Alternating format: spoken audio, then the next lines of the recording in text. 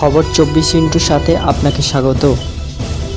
নতুন নতুন খবর জানার জন্য আমাদের চ্যানেলে চোখ রাখুন। নমস্কার দর্শক বন্ধুরা, স্বাগত আমাদের এই চ্যানেলে। অবশেষে স্বস্তি, রাজস্থানের হিন্দু কপার লিমিটেডের তামার খনি থেকে উদ্ধার করা হলো আটকে পড়া 15 জন কর্মীকেই। 3 জনের অবস্থা আশঙ্কাজনক, তাদের জয়পুরের হাসপাতালে পাঠানো হয়েছে। বাকিরা স্থিতিশীল অবস্থায় রয়েছে বলে জানা গিয়েছে।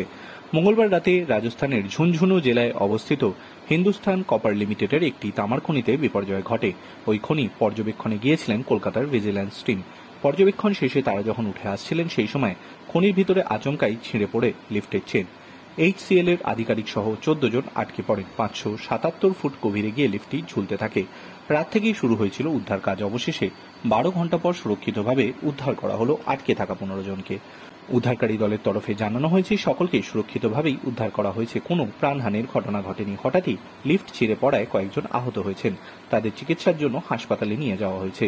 পুলিশ সুপারও জানান, উদ্ধার কাজ শুরু হওয়ার পর থেকেই অ্যাম্বুলেন্স এবং চিকিৎসকদের দল প্রস্তুত রাখা হয়েছিল। আহত সকল উদ্ধার করা হয়েছে। 3 জন গুরুতর আহত হয়েছেন, তাদের জয়পুরে স্থানান্তরিত করা হয়েছে। ঝুনঝুনু সরকারি হাসপাতালে ভর্তি কর্মীদের মধ্যে কয়েকজনের হাত পা ভেঙে গিয়েছে বলে জানা গিয়েছে। এদিকে খনিজ শ্রমিকরা জানিয়েছেন, খনিটি অনেক গভীর। লিফট প্রতি সেকেন্ডে 3 মিটার বেগে নিচে নেমে যায়। শুধুমাত্র লিফট দিয়েই খনির ভেতরে যাওয়া যায়, আর কোনো বিকল্প নেই। যাতায়াতের জন্য 2টি আলাদা লিফট রয়েছে। খনিতে যাওয়ার আগে প্রত্যেক শ্রমিকের স্বাস্থ্য পরীক্ষা করা হয়। তাছাড়া খনির ভেতরে কাউকে যেতে দেওয়া হয় না।